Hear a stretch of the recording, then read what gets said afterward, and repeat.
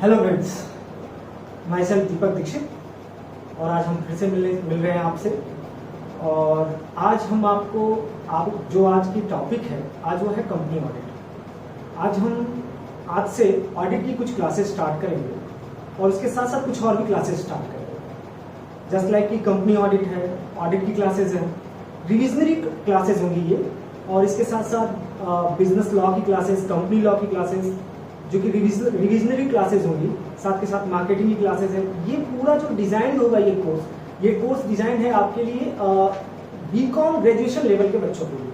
हाँ, अगर इसमें जैसे ऑडिट की बात करें या लॉ की बात करें, जैसे कि मैं डायरेक्टर्स को रिवाइज करवाऊंगा, ऑपरेशन एंड मिसमैनेजमेंट को, फीमा को रिवाइज कराऊंगा, ऑडिट के अंदर कंपनी ऑडिट को रिवाइज करवाऊंगा, बैंक ऑडिट, इंश्योरेंस ऑडिट, इनको रिवाइज कराऊंगा। और अगर हमें लगेगा कि मुझे CIPCC के लिए स्टैंडर्ड्स ऑन ऑडिटिंग को भी रिवाइज कराना है, अगर मुझे मिलता है फीडबैक, तो मैं उस पर भी आपको रिवाइज कराऊंगा। अब ये जो मेरा कोर्स होगा, जो मेरी क्लासेज होंगी, रिवीजन होगी संजय ट्यूटोरियल की तरफ से, उसमें हम क्या करेंगे, हम ऑब्जेक्टिव बेस पे रिवीजन कराएंगे। आपको क्या करना है, इस पे फोकस करना है, बस एक ऑब्जेक्टिव के बेस पे। अगर ऑब्जेक्टिव बेस पे एग्जाम होते हैं, जैसा कि सुनने को आ रहा है, तो ऐसे केस में आप पहले से प्रिपेयर रहें कि आपको ऑब्जेक्टिव आता है तो कहां कहां से वो क्वेश्चंस पूछ सकते हैं ऑडिट के अंदर।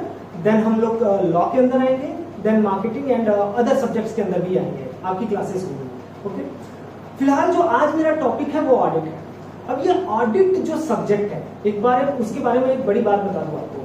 और अगेन आई एम सेइंग कि ये थोड़ा आपको किसको किसको यूजफुल हो सकता है, ये केवल बीकॉम के लिए यूजफुल नहीं है। ये आप CIPCC में जाओगे तो आपको वहां भी बेस मिल जाएगा। बस डिफरेंस क्या रहेगा कि मैं कारो यहाँ पे डिस्कस नहीं करूंगा, कारो को मैं अलग से करूंगा। कुछ केस स्टडीज रहेंगे, ऑब्जेक्टिव क्वेश्चंस रहेंगे जो थोड़े से स्टैंडर्ड रहेंगे, उसको मैं अलग से कर दूंगा। बाकी बेस तो सेम है। इवन की UGC नेट में यहाँ से क्वेश्चन उठते हैं। ओके, आप TGT देने जा रहे हो, वहां भी ऑडिट में से क्वेश्चन उठते हैं। तो कंपनी ऑडिट हर जगह आपके लिए यूजफुल हो जाता है, पहली बात। अब ये ऑडिट सब्जेक्ट क्या है, ऑडिट को कैसे पढ़ा जाता है और ऑडिट को लिखा कैसे जाता है, ठीक है। अब मैं जिनके पास ऑब्जेक्टिव है, ऑब्जेक्टिव के बेस पे पढ़ा रहा हूं। जब मैं आप लोग को एक क्लास अलग से लूंगा कि आप CIPCC में या फाइनल्स में ऑडिट में हम क्यों फेल कर जाते हैं, क्या रीजन है, ऑडिट को हम कैसे पढ़ते हैं। ऑडिट को हम एक थियोरेटिकली सब्जेक्ट पढ़ते हैं, जबकि ये थियरी नहीं, एक तरीके से प्रैक्टिकल सब्जेक्ट है, जो कि एप्लीकेबल सब्जेक्ट है, जिसको हम अप्लाई करते हैं। अब ये ऑडिट एक डेफिनेशन से पूरा होता है, उसके लिए मैं अलग से क्लास दूंगा। ऑडिट को आपको समझना होगा कि ऑडिट है क्या। थोड़ा सा मैं एक आइडिया दूं, ओवरव्यू दूं ऑडिट के बारे में। तो ऑडिट को आप ऐसे समझिए कि सारे नदियां जैसे एक समुद्र में आके गिरती है, गंगा नदी, राप्ती नदी, सारी नदियां आके समुद्र में गिरती है, ठीक वही चीज ऑडिट है। ऑडिट में होता क्या है, एग्जामिनेशन ऑफ फाइनेंशियल इंफॉर्मेशन। हम फाइनेंशियल बुक्स की ऑडिट करते हैं, जो भी हमारे बैलेंस शीट, प्रॉफिट लॉस और सारी चीजें हैं। इतना ही नहीं होता, मैं आपको बताऊंगा, अलग से क्लास दूंगा जो IPCC और अदर क्लासेस के लिए इंपॉर्टेंट होगी। ट्रू एंड फेयर व्यू के बारे में बताऊंगा, मटेरियलिटी के बारे में बताऊंगा। और एक सीक्वेंस होता है ऑडिट में, ऑडिट को एक सीक्वेंस में पढ़ा जाता है। अगर आप सीक्वेंस से पढ़ते जाओगे ऑडिट, तो ऑडिट में कभी आप फेल नहीं हो सकते। ऑडिट में आप 60+ ही मार्क्स लेकर आते हैं CA में, और बीकॉम में भी बहुत अच्छे मार्क्स लेकर आएंगे आप। तो अब इसमें ऑडिट में जैसे मैंने बताया कि ऑडिट एक प्रैक्टिकल सब्जेक्ट कैसे है। आपको अगर अकाउंट्स नहीं आता तो आपसे वाउचिंग वेरिफिकेशन के लिए कहा जाए तो आप कैसे करोगे।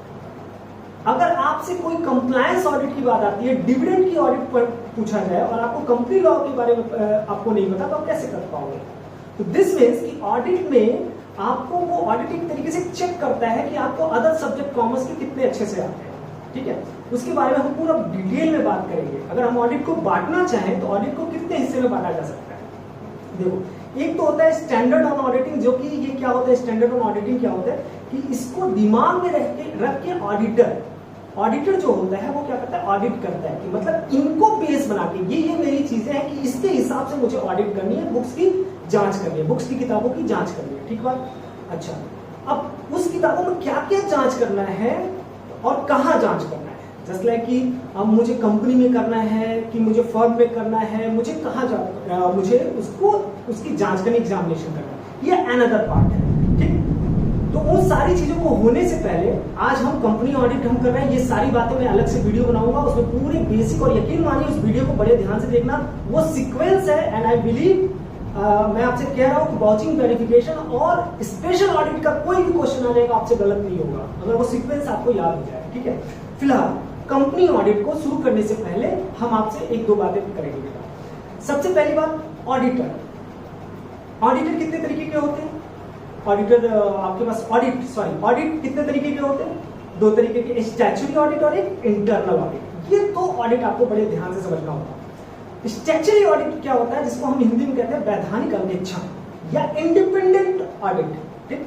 तो ये स्टैच्यूटरी या इंडिपेंडेंट का मतलब क्या हुआ, जैसा कि नाम है कि ऐसी ऑडिट जो कि जिसको किसी कानून ने कहा है कि इसकी ऑडिट करनी है, किसी कानून ने कहा है कि इसकी ऑडिट करनी है। जैसे कंपनी लॉ कहता है कि कंपनी ऑडिट करिए, इनकम टैक्स कहता है इनकम टैक्स की ऑडिट करिए, बैंकिंग आपकी आरबीआई कहती है कि बैंकिंग ऑडिट करिए। कोई एक कानून कहता है कि आपको इसकी ऑडिट करनी है, तो वो स्टैच्यूटरी हो जाता है, ठीक। इंटरनल ऑडिट क्या होता है? इंटरनल ऑडिट एक अपने आप में बहुत वास्ट है।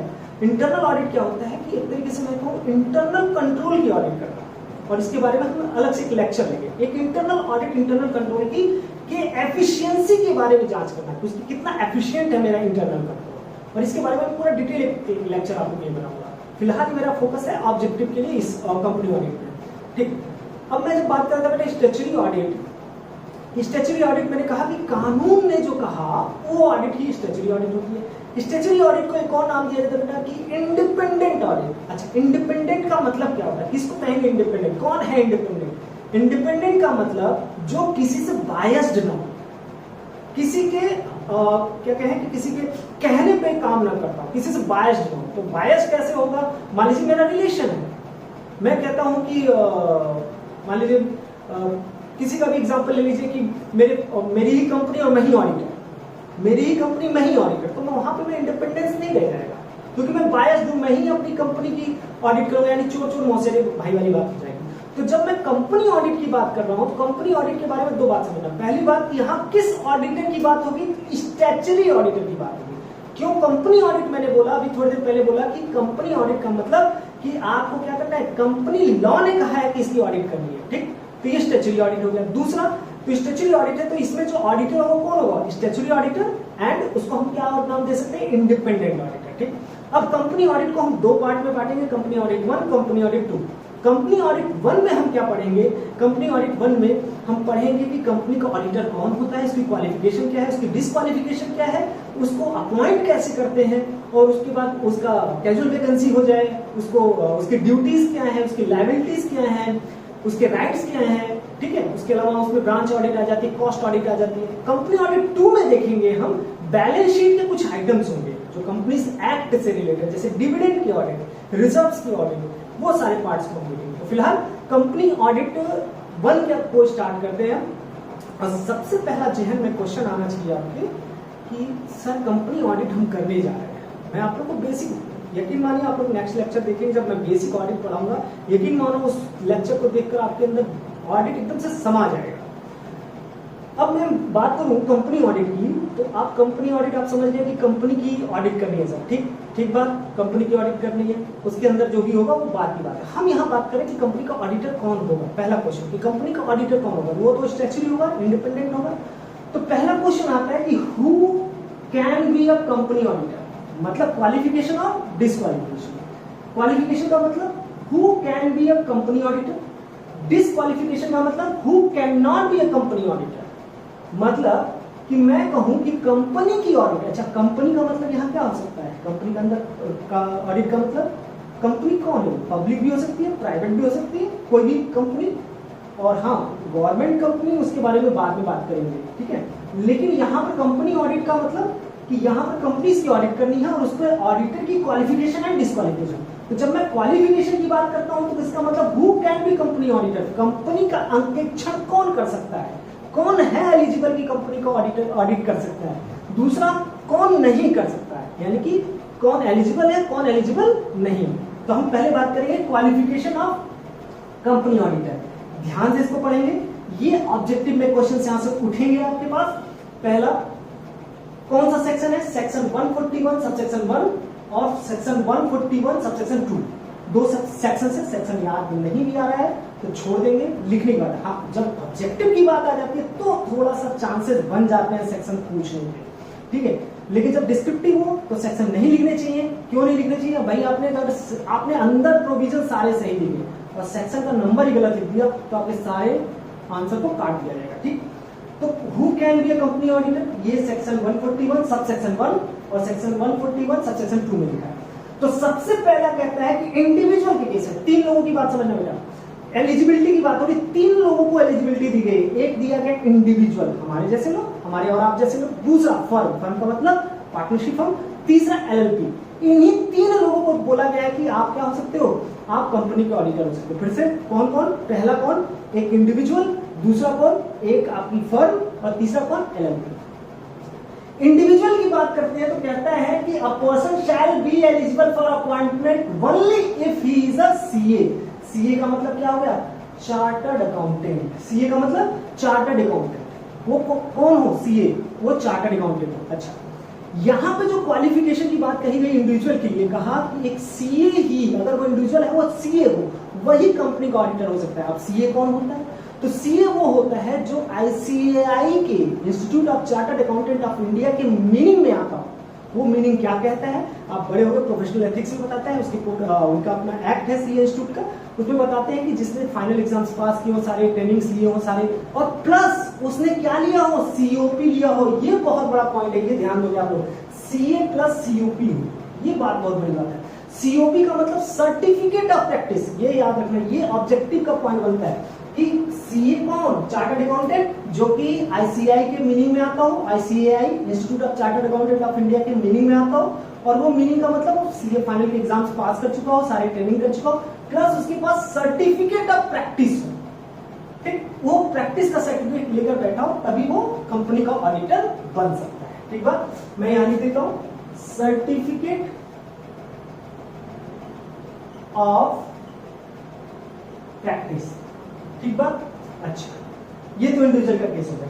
अगर फर्म है तो फर्म कहते हैं कि मेजॉरिटी ऑफ पार्टनर्स, जो फर्म है पार्टनरशिप फर्म है, तो उस पार्टनरशिप फर्म में मेजॉरिटी ऑफ पार्टनर क्या होना चाहिए? Practising in India. वो कहां प्रैक्टिस करना चाहिए? इंडिया में करना चाहिए। Maybe appointed by its firm name, firm के नाम पर। और यहां भी क्या होना चाहिए बेटा? सीए होना चाहिए, सीए प्लस सीओपी होना चाहिए। फर्म के जो पार्टनर हो क्या होने चाहिए? चार्टर्ड अकाउंटेंट होने चाहिए plus COP, majority of partner, और वो इंडिया में प्रैक्टिस करते हो। और वो किसके नाम पर ऑडिट करते हो? फर्म के नाम पर। फर्म के नाम पे ऑडिट करने का मतलब, मान लीजिए मैंने कहा दीक्षित एंड कंपनी, और दीक्षित एंड कंपनी की मैंने कहा दीपक दीक्षित, नीचे मेरा स्टैंप लगा दीक्षित एंड एसोसिएट या दीक्षित एंड कंपनी के नाम से। तो ये बात हो गई फर्म की, ठीक। तो मैंने कहा इंडिविजुअल में सीए सीओपी होना चाहिए। आपके फर्म के अंदर क्या होना चाहिए? Majority of partner chartered accountant होने चाहिए प्लस सीओपी होना चाहिए। ये हमेशा याद रखना, सीओपी होना चाहिए, ठीक है, सर्टिफिकेट ऑफ प्रैक्टिस। फिर एलएलपी पे आते हैं, तो एलएलपी के लिए कहते हैं only partners who are CA. फिर से आएगा CA plus COP shall be authorised to sign on behalf of firm. कहते हैं एलएलपी है तो वही पार्टनर यहाँ पे ऑडिटर हो सकता है जो क्या हो? सीए प्लस सीओपी हो जिसके पास। सिंपल सी बात है, सीधे कहो ना कि कौन बन सकता है कंपनी का ऑडिटर? सीधी सी बात, इंडिविजुअल, फर्म, एलएलपी। और तीनों में, चाहे इंडिविजुअल हो, फर्म हो या एलएलपी हो, तीनों में एक बात कॉमन है, क्या? कि वो सीए प्लस सीओपी होना चाहिए, चार्टर्ड अकाउंटेंट प्लस सीओपी होना चाहिए। ऑब्जेक्टिव का क्वेश्चन आता है तो आप क्या करोगे कि इंडिविजुअल भी बन सकता है, फर्म भी बन सकती है, एलएलपी भी बन सकती है। इसका मतलब इन तीनों में क्या होना चाहिए? सीए प्लस सीओपी होना चाहिए। अगर ये तीनों बन सकते हैं, फर्म, इंडिविजुअल, एलएलपी बन सकते हैं ऑडिटर कंपनी के, तो इसका मतलब बाकी जितने बचे वो क्या होंगे? कंपनी के ऑडिटर नहीं बन सकते। कंपनी के ऑडिटर यही तीन हो सकते हैं, इंडिविजुअल, फर्म एंड एलएलपी। और उन तीनों में क्या होना चाहिए? सीए प्लस सीओपी होना चाहिए। अब आते हैं who can not be auditor of company. Company का ऑडिटर कौन नहीं हो सकता? अभी पीछे पड़ा, क्वालिफिकेशन में 3 लोग हैं, individual, firm and LLP, CA plus COP, ये तीन है। इसका मतलब सर क्या कंपनी बन सकती है क्या? क्या कंपनी ऑडिटर बन सकती है क्या कंपनी की? नहीं, क्योंकि जब एलिजिबिलिटी में ही 3 लोग हैं, कौन कौन है? Individual, firm and LLP. इसका मतलब बॉडी, कॉर्पोरेट या कंपनी तो नहीं बन सकती सर। इसका मतलब हमारा क्या है? Who can not be company auditor, section 141 subsection 3 rule 10। और ये रूल याद करने की जरूरत नहीं है, रूल है आप लोग के लिए बस सेक्शन 141 सब सेक्शन 3 रूल 10 में बताया गया है कि कौन कंपनी का ऑडिटर नहीं बन सकता। और ये बड़े ध्यान से समझना बच्चों, डिस्क्वालिफिकेशन, क्योंकि 100% इसमें से आपके ऑब्जेक्टिव्स बनेंगे, 100% बनेंगे ऑब्जेक्टिव्स। तो इसमें कहता है सबसे पहले भाई 3 नहीं आ रहे, 3 हमारे एलिजिबल हैं, इंडिविजुअल फर्म एंड एलएलपी, तो कौन नहीं हो सकता? तो बॉडी कॉर्पोरेट आपका ऑडिटर नहीं हो सकता, ये कंपनी ऑडिटर नहीं बन सकती। ये अलग बात है कि आपके प्रोफेशनल एथिक्स आगे पढ़ेंगे सीए एक्ट में, वो अदर कामों के लिए, ऑडिट वाले कामों को छोड़कर अगर कोई सीए अदर काम करता है, वो है एक पूरी लिस्ट है, उसके लिए वो कंपनी बना सकता है। लेकिन ऑडिट करने के लिए, कंपनी का ऑडिटर बनने के लिए वो कंपनी नहीं हो सकता, कंपनी बना के नहीं कर सकते। तो मैंने एक दीक्षित प्राइवेट लिमिटेड बनाई और उसके नाम पर मैं ऑडिट नहीं कर सकता जी। मैं कैसे कर सकता हूँ? या तो दीपक दीक्षित के नाम पे कर सकता हूँ, या फिर मैं कर सकता हूँ, क्या कर सकता हूँ, on the behalf of Deepak Dikshit and associate के नाम पे कर सकता हूँ, या एलएलपी के बिहाफ पे कर सकता हूँ। और सब में सीए प्लस सीओपी होना चाहिए मेरे पास। ठीक बात। तो डिस्क्वालिफिकेशन में पहला कौन आया? Body corporate. पहला कौन है? Body corporate. अब यहां से ध्यान देना, सेकंड, जिस कंपनी में मैं ऑडिटर हूं, ध्यान से समझना भाई, ये रिलायंस था, रिलायंस के अंदर मिस्टर ए ने कहा, ये कंपनी है, रिलायंस ने कहा कि मैं क्या करना चाहता हूं, ऑडिटर बनना चाहता हूं। रिलायंस को मना कर दिया, नहीं, रिलायंस कंपनी ऑडिटर नहीं बन सकती। अब ठीक बात, कंपनी ऑडिटर नहीं बन सकती, ठीक है, नहीं बन सकती, चलो। ये रिलायंस कंपनी है और रिलायंस कंपनी के अंदर मिस्टर ए क्या है? ऑफिसर है, मिस्टर बी उसके एम्प्लॉई है। मैंने कहा ठीक है, कंपनी नहीं हो सकती, तो मैं रिलायंस के अंदर ऑफिसर हूं। मैंने कहा सर कंपनी नहीं है, मैं इंडिविजुअल हूं, क्या मैं ऑडिटर बन सकता हूं? आपने कहा कंपनी नहीं बन सकती, अब तो मैं इंडिविजुअल हूं ना, मैं अंबानी का क्या हूं? ऑफिसर। ऑफिसर का मतलब MD, WT, whole time director, स्कीमैन, KMP और ये सारी चीजें हैं, थोड़ा आगे हम बढ़ेंगे तो समझ में आएगा आपको। मैं ऑफिसर हूं साहब, मैं तो इंडिविजुअल हूं, मैं सीए भी हूं, मुझे क्या करना होगा? मुझे आप ऑडिटर बना लो। तो लॉ कहता है, कंपनीज एक्ट कहता है, कंपनीज एक्ट ये कहता है कि जिस कंपनी में आप ऑडिट करने जा रहे हो उसके अगर आप ऑफिसर हो तो आप ऑडिटर नहीं बन सकते। फिर से, जिस कंपनी में आप ऑडिटर बनने जा रहे हो उस कंपनी के आप ऑफिसर हो तो आप ऑडिट नहीं कर सकते। क्यों? इसके पीछे का लॉजिक सोचो ना भाई। अभी मैंने लेक्चर स्टार्ट करने से पहले क्या बोला कि हम किसकी ऑडिट करने जा रहे हैं? Company audit. तो कंपनी ऑडिट करने जा रहे हैं तो इसका मतलब इसको किसने कहा होगा करने के लिए? जल्दी बोलो। कंपनीज एक्ट ने कहा होगा। इसका मतलब ये कौन सी ऑडिट है? Statutory audit. और स्टैच्यूटरी ऑडिटर का ऑडिट का एक और नाम कौन सा नाम है? Independent audit. और इंडिपेंडेंट का मतलब क्या होता है कि जो बायस्ड ना हो, जो किसी के मत में ना आ जाए, किसी के बहकावे में ना आ जाए फैसले दे। तो सोचो अगर मैं अपनी ही कंपनी का एमडी, मैनेजिंग डायरेक्टर अपनी ही कंपनी का, और अपनी ही कंपनी का मैं क्या बन जाऊं? ऑडिटर, तो वो कहावत हो जाएगी चोर चोर मौसेरे भाई, मैं ही अकाउंट बनाऊं और मैं ही ऑडिट करूं। तब तो वही बात होगी, दूध की रखवाली किसको दे दी? बिल्ली को दे दी। तो इसीलिए कहा कि जिस कंपनी में आप ऑडिट करने जा रहे हैं उसके आप ऑफिसर नहीं हो सकते।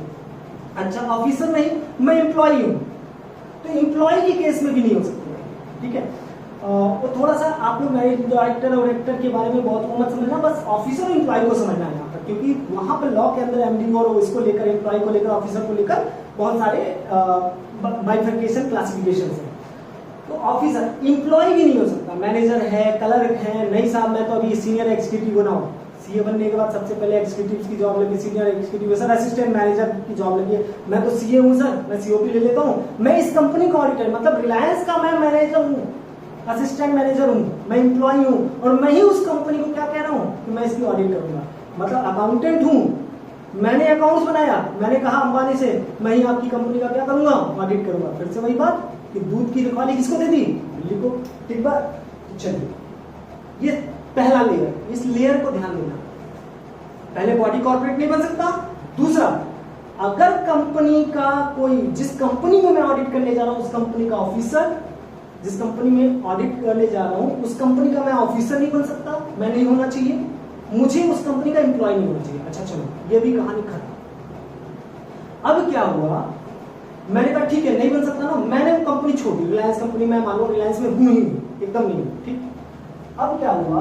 मैंने क्या किया, मिस्टर ए जो थे वो कंपनी के ऑफिसर हैं और मैं उस मिस्टर ए की काम मैं एम्प्लॉय, मतलब जो ऑफिसर कंपनी के अंदर जो ऑफिसर है उस ऑफिसर का मैं पार्टनर या एम्प्लॉय हूं। मतलब कि मिस्टर ए ने कोई अलग से कंपनी खोल दिया, फर्म खोल दिया कहीं बाहर, ठीक है, दिल्ली में मैं काम कर रहा था, दिल्ली में उनकी फर्म है और मिस्टर ए का मैं पार्टनर। और मिस्टर ए कौन है, रिलायंस में ऑफिसर, ध्यान से समझना। और मुझे क्या करना है, मिस्टर ए जो है वो किस में ऑडिटर है, रिलायंस के अंदर, ठीक। और मैं मिस्टर डी, मैं क्या कर रहा हूं, मैं मिस्टर ए का क्या हूं, पार्टनर हूं, ठीक बात। और मैं कहता हूं कि मुझे किसकी ऑडिट करनी है, रिलायंस की ऑडिट करनी है। मैंने कहा भाई रिलायंस की ऑडिट मुझे करनी है, ठीक, क्योंकि मैं तो उस कंपनी का ना ऑफिसर हूं ना एम्प्लॉय हूं। तो सोच के देखो दोस्त कि मैं रिलायंस के ऑफिसर का मैं पार्टनर हूं, तो इसका मतलब फिर से मैं क्या मैं इंडिपेंडेंसी मेरी रह गई या नहीं रह गई, क्या मैं बायस्ड हो सकता हूं कि नहीं हो सकता हूं कि रिलायंस के ऑफिसर का मैं पार्टनर हूं या एम्प्लॉय हूं। तो मैं किसके हिसाब से कंपनी की ऑडिट करूंगा, किसके हिसाब से बैलेंस शीट और प्रॉफिट लॉस चेक करूंगा, कंपनी के ऑफिसर के हिसाब से। यानी फिर से वही कहानी हो जाएगी, चोर चोर मौसड़ी भाई, मतलब कि दूध की रखवाली किसको दे दे, बिल्ली को दे दे। तो इसका मतलब कहा ये सेकंड लेयर कि जिस कंपनी का मैं ऑडिट करने जब मुझे करना है उस कंपनी के ऑफिसर का मैं पार्टनर नहीं हो सकता या फिर उस कंपनी के ऑफिसर का मैं एम्प्लॉय नहीं हो सकता, ठीक है भाई। ये थर्ड लेयर आपकी होगी, कंपनी, जिस कंपनी का ऑडिट करना है उस कंपनी का ऑफिसर मैं नहीं हो सकता या उस कंपनी के ऑफिसर का पार्टनर या एम्प्लॉय मैं ऑडिटर नहीं बन सकता, या फिर मैं जिस कंपनी में मुझे ऑडिट करना है उस कंपनी का मैं क्या है, उस कंपनी के एम्प्लॉय का मैं पार्टनर या एम्प्लॉय नहीं हो सकता। क्लियर है, आप लोग स्क्रीनशॉट लेना चाहेंगे लेते रहिएगा। ओके डन, यहां तक क्लियर। चलो नेक्स्ट, ये वाला मैंने क्या किया, तीन क्लॉज, तीन यहाँ पर प्रोविजंस हैं, इन तीनों को एक में मैंने मर्ज कर दिया है। तो इसको आप ध्यान से देखोगे तो आपके लिए आसानी हो जाएगी। ये चार्ट बनाया मैंने कि जल्दी जल्दी आपको रिवाइज हो जाए और आपके ऑब्जेक्टिव के लिए क्या हो, बेहतर हो। ध्यान से समझना, कोई इंडिविजुअल, इंडिविजुअल का मतलब पर्सन का मतलब मिस्टर ए, मिस्टर ए का रिलेटिव, मिस्टर ए का रिलेटिव मान लीजिए मेरी पत्नी, मिस्टर ए की पत्नी कौन है, मान लीजिए कि मैं कहूं मिस्टर ए की वाइफ है मिस्टर सी, ठीक है, मिसेस सी, ठीक, वो रिलेटिव हो, या मिस्टर ए का पार्टनर मिस्टर बी, ठीक। फिर से सुनो, या तो मिस्टर ए या मिस्टर ए की पत्नी या रिलेटिव, कोई भी माँ बाप या जो भी रिलेटिव की एक डेफिनेशन है, ठीक है। तो मैंने कहा या तो इंडिविजुअल या उसका रिलेटिव या उसका पार्टनर, मैं या मेरी पत्नी या मेरा पार्टनर, उसने क्या कर रखा हो, इज होल्डिंग एनी सिक्योरिटी और इंटरेस्ट इन, ध्यान दो, मैंने या मेरी पत्नी या मेरे पार्टनर ने किसी भी कंपनी, उसकी सब्सिडरी या उसकी होल्डिंग, मैंने या मेरी पत्नी या मेरे पार्टनर ने सिक्योरिटी होल्ड कर रखी हो, किसमें, जिस कंपनी में मुझे ऑडिट करना हो, या उसकी सब्सिडरी में या उसकी होल्डिंग में या उसके एसोसिएट कंपनी। एक बार फिर से, पर्सन याद रखने के लिए, पर्सन, उसके बाद कौन, रिलेटिव, उसके बाद कौन आ गया, आपके पार्टनर, इन तीनों में से कोई है। और उसने क्या ले रखा हो, उसने सिक्योरिटी होल्ड कर रखा हो, किसमें, कंपनी में या उसकी सब्सिडरी में या उसके होल्डिंग, सब्सिडरी या उसके होल्डिंग या एसोसिएट कंपनी, पहली बात। Second, is indebted of 5 lakh rupees in the, कहते हैं या, दूसरी बात, चलो भाई मैंने सिक्योरिटी होल्ड नहीं कर रखी, सिक्योरिटी का मतलब share, debenture and bonds and all, मैं अभी आऊंगा सिक्योरिटी पे, एक पॉइंट है बताऊंगा। मैं एज ए पर्सन या मेरी पत्नी या मेरे पार्टनर इंडेप्ट में ना हो, उधारी में ना हो, जिस कंपनी की ऑडिट करने जा रहा हूं, कितना, 5 लाख रुपए से ज्यादा, ये ध्यान देना बेटा आपने, ये ऑब्जेक्टिव के पॉइंट्स है, ऑब्जेक्टिव में यही सब क्वेश्चन बनते हैं। 5 लाख रुपए से ज्यादा का अगर मेरे ऊपर उधारी है, जिस कंपनी पे ऑडिट करने जा रहा हूं, 5 लाख रुपए से ज्यादा, यानी कि सर 5 लाख रुपए से कम होगा तो ठीक है, वो हम आगे देखेंगे।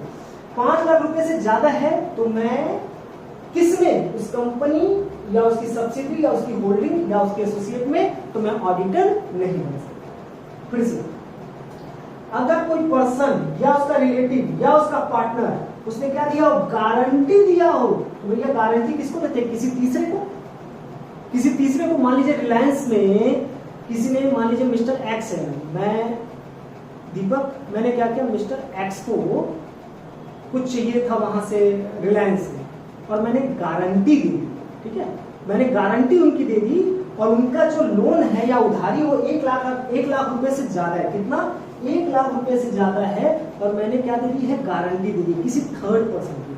जिस कंपनी में मुझे ऑडिट करने जाना है, ध्यान देना, जिस कंपनी में मुझे ऑडिट करने जाना है, उस कंपनी में किसी थर्ड पर्सन की के लिए 1 लाख रुपए से ज्यादा के उधारी पर मैंने क्या दे दिया हो, गारंटी दे दिया। किसमें, कंपनी या उसकी सब्सिडरी या होल्डिंग या एसोसिएट। क्लियर? तो आपने डिस्क्वालिफिकेशन में देख लिया बेटा, फटाफट रिवाइज करें। बॉडी कॉर्पोरेट नहीं हो सकता, एक कंपनी के अंदर में अगर ऑफिसर एम्प्लॉय हो नहीं हो सकता, अगर उस कंपनी के एम्प्लॉय का मैं पार्टनर या एम्प्लॉय तो नहीं हो सकता। उसी तरीके से अगर मैं मेरी पत्नी या मेरा पार्टनर, अगर मैंने क्या रखा है, सिक्योरिटी होल्ड कर रखा है, या 5 लाख रुपए से ज्यादा का डेब्ट ले रखा है, या मैंने 1 लाख रुपए से ज्यादा की गारंटी दे रखी है, इसमें कंपनी या उसकी होल्डिंग या उसकी सब्सिडी या उसके एसोसिएट में, तो मैं ऑडिटर नहीं बन सकता। फिर नेक्स्ट, ओके, तो हमारे पास नेक्स्ट क्या आ जाएगा, अब आगे बढ़ते हैं।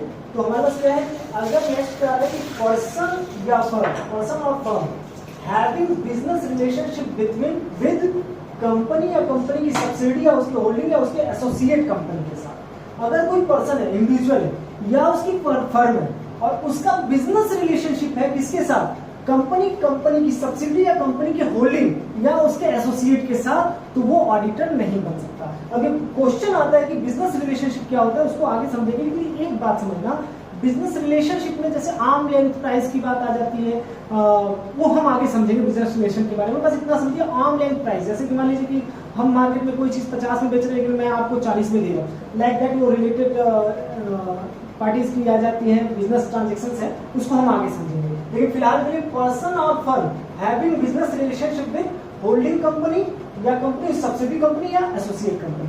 नेक्स्ट क्या आता है, अगर कोई इंडिविजुअल है जिसका रिलेटिव का मतलब मेरी पत्नी, मेरे पापा, मेरे भाई, कोई भी रिलेटिव इज अ डायरेक्टर या की managerial person of a company, किसी कंपनी में मेरे इंडिविजुअल के कोई रिलेटिव, मेरी पत्नी हो सकती है, मेरे फादर हो सकते हैं, वो क्या है, किसी दूसरी कंपनी में डायरेक्टर या की मैनेजरियल पर्सन है। आपके लॉ में एक वर्ड लिखा है डायरेक्टर या एम्प्लॉय, ठीक है। तो डायरेक्टर एम्प्लॉय का मतलब क्या है कि अब यहाँ मैं डिटेल चूंकि रिवीजन करा रहा हूँ, मैंने क्लास में बता रखा हुआ है, और डायरेक्टर का जब रिवीजन कराऊंगा तो आप लोग के लिए नहीं, जो मान लीजिए सेकेंड ईयर में या फिर अदर क्लासेस में, तो डायरेक्टर्स क्या होते हैं ना कि 2 तरीके के होते हैं, एग्जीक्यूटिव एक नॉन एग्जीक्यूटिव।